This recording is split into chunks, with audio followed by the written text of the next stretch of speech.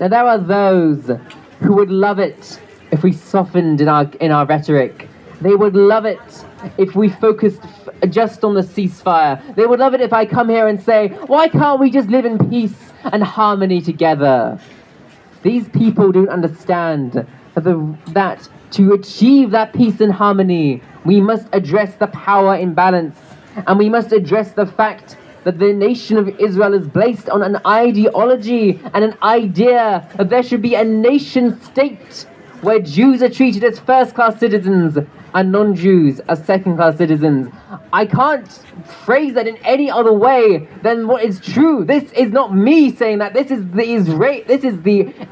Israeli establishment. This is their policy to expel Palestinians from their homeland and to replace it with a land where Jews live in houses that were once lived in Palestinians, and where Jews live as first-class citizens in roads that are only for Jews, in neighborhoods only for Jews. This is recognized as apartheid by Amnesty International and every single serious humanitarian organization, including B'Tselem, Israel's own humanitarian watch.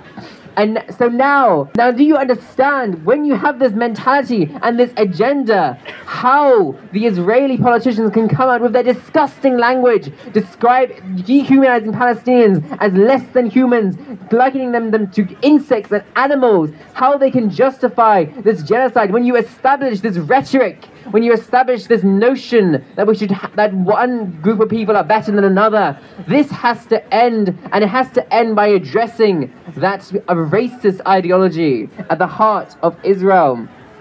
Now, when over 17,000 Gazans have been killed, now is not the time to be soft. Now is the time to be firm on the truth and firm on our principles of morality. Now is the time to build on these protests and think really seriously as a movement. What does an anti-colonial world look like? What does a world free of apartheid look like? What does a world where Palestinians, and be they Muslims, Christians, Jews, atheists, whatever, are allowed to live in dignity, allowed to live with their human rights regardless of race or creed, where no man, woman or child in Palestine, from the river to the sea, are treated differently based on their race or color? And that anti-colonial movement, it begins by listening to Palestinians, by giving voices to Palestinians, and by giving platforms to Palestinians.